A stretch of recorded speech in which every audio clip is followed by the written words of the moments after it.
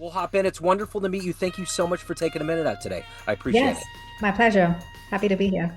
So let's begin our journey with this. Before we get into your work, I want to know 6 years ago, this pandemic was changing so much about our world and the way that we work. How did you get through that era, and how has it changed the way that you live and work today? When the pandemic came about, I was in California and I was working in the health space. So I worked at a functional medicine set of clinics. And we worked through the entire pandemic. I had two little kids at that point in time. And it was really challenging to balance, working full time and the kids who were now out of school.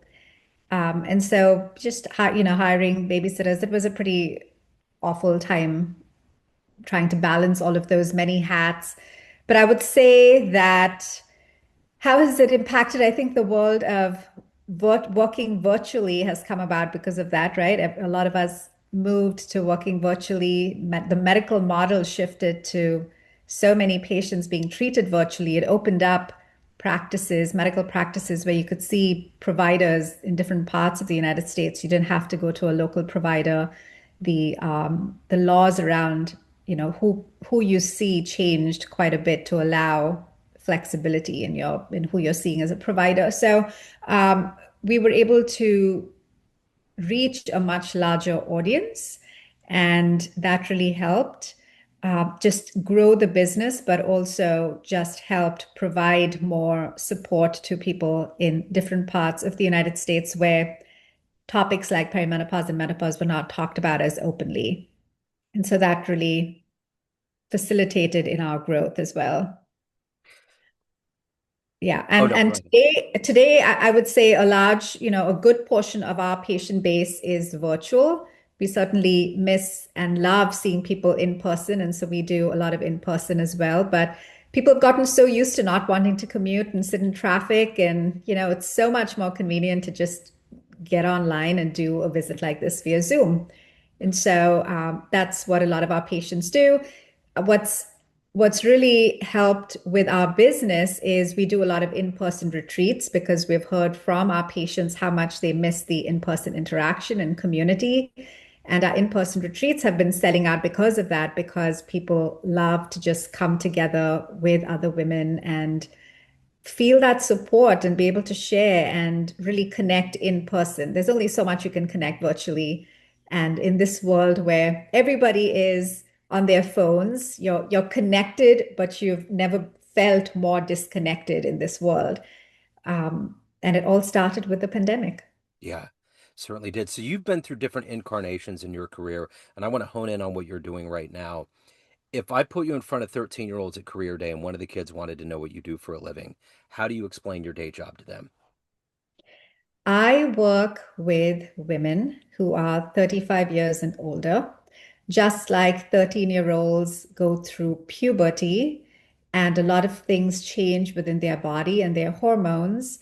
Women, as they get closer to 35 and 40, go through what's called perimenopause, which is also a change in their hormones and their identity.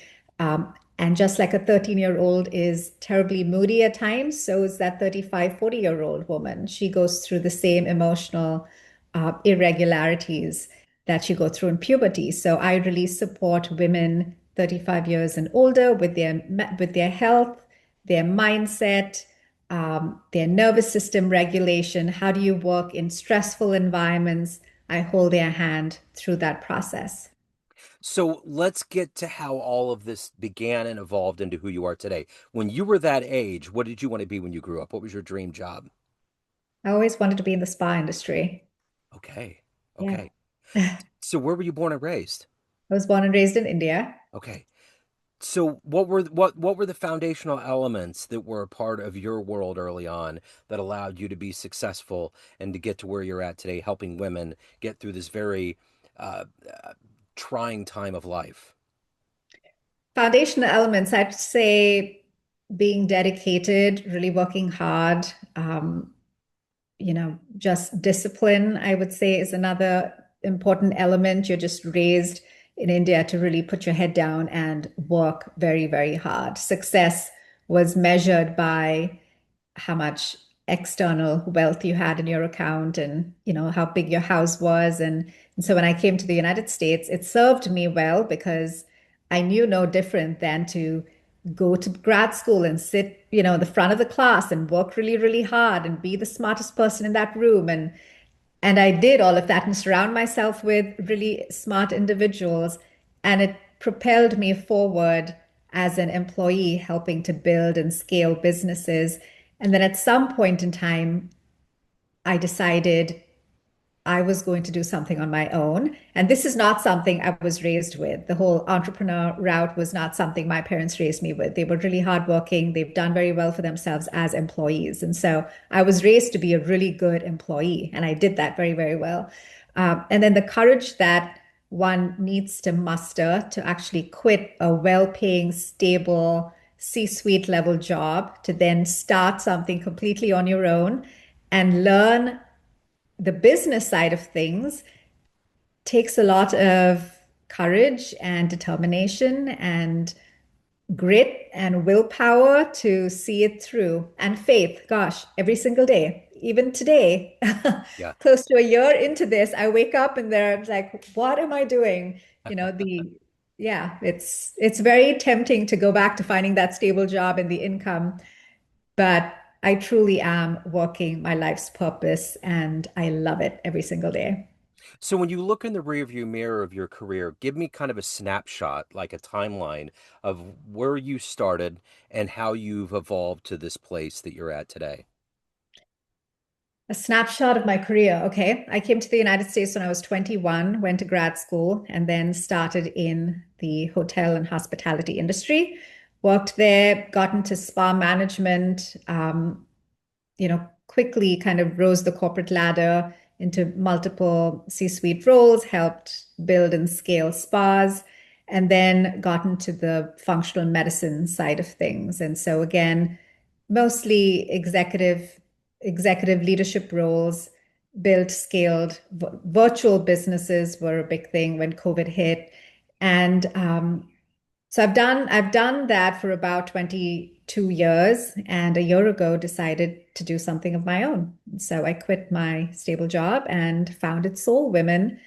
And as much as I've always loved every role that I've played. I've had incredible bosses, but doing your own thing and walking your own purpose and being your own boss is just a different level of freedom and joy and as frightening as it can be, it is deeply liberating as well. So I'm very grateful to be where I am today.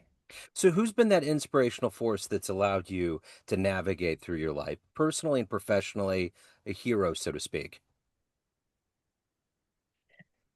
Know if I have a hero, I feel like we often put heroes on pedestals, and I think human beings in general have, go through many ups and downs and learning from, I would say the bosses that I've had have been incredible. Two women specifically, one would be Peggy Wynn Borgman, who really took me under her wing when I was 25 and my first role within the spa space at an executive level. She really held my hand and had so much faith in me and invested in me and helped me make my mistakes and learn from them and grow. And so she was pivotal.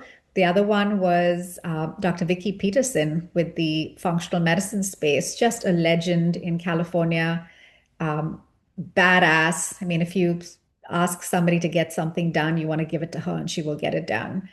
But she, again, was somebody I really looked up to. And I don't want to refer to them as heroes because I know them as human beings and Yeah. I know their strengths and I know the areas that they needed to work on and improve. And, we're all human. So it's Yeah. been, yeah, I love them dearly. And they were probably the biggest influences in my life. So when you look back on your professional career, what's the biggest risk that you think you've taken up to this point? Oh, quitting my job and starting my own company, Yeah. pulling out of my savings for several months. Biggest risk. Waking up every morning, loving the freedom, but also frightening, thinking that I don't have a stable paycheck coming in. I have kids, I have a house.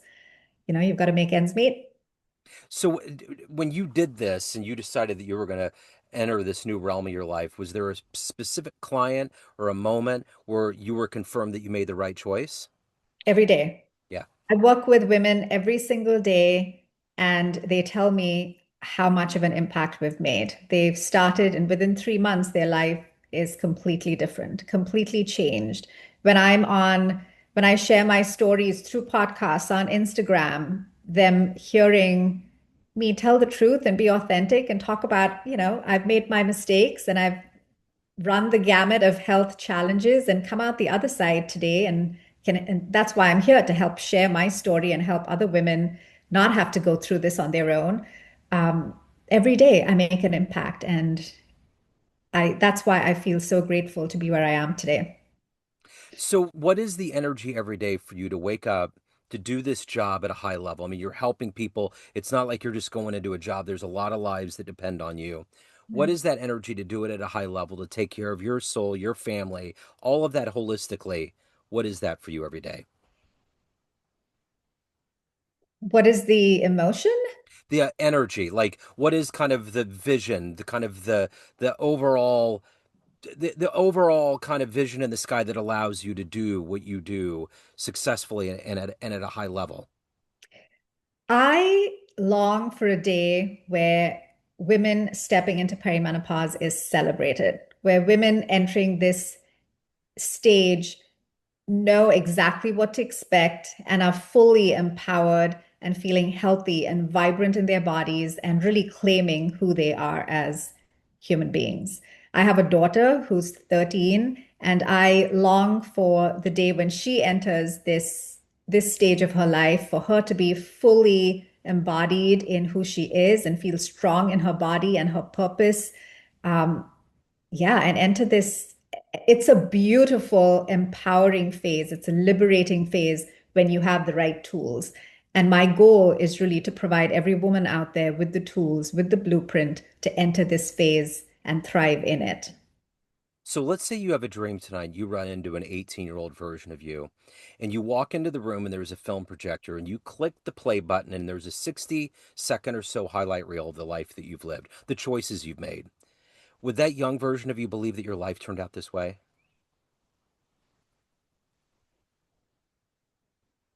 Probably not. Probably not. Would you have any advice? Yeah, to let go of fear and just jump in and figure it out as you go along because nobody around you knows it all.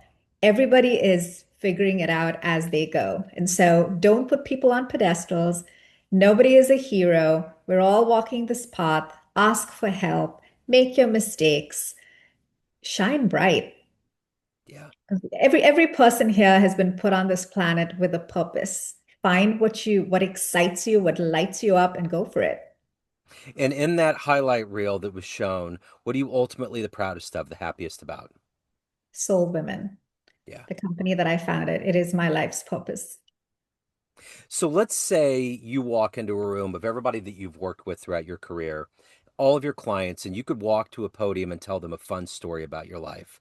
Maybe your journey to America, maybe jumping out of an airplane, just something that might humanize you a little bit more to your clients and to everybody that's known you in a business sense. What would be a fun story you could tell that room?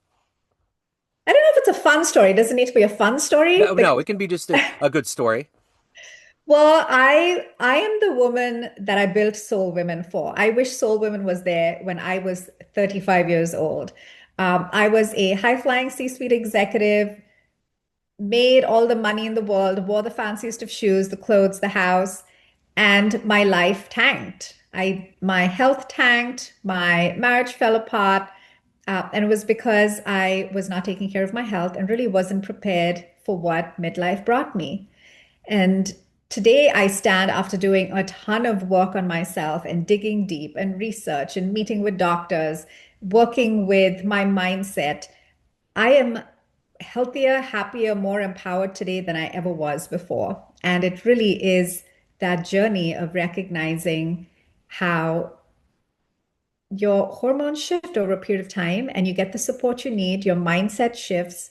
You don't always get to take care of everyone else prior to taking care of yourself. At some point, you stop and you put yourself front and center.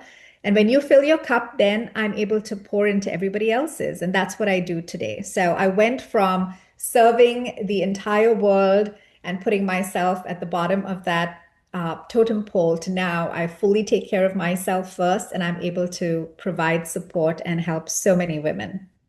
So let me ask you this. Everyone has a perception of you. Family, friends, clients, everyone that knows you, but you're the guiding force behind what you put out into the world. What's your perception of you? Who do you think you are?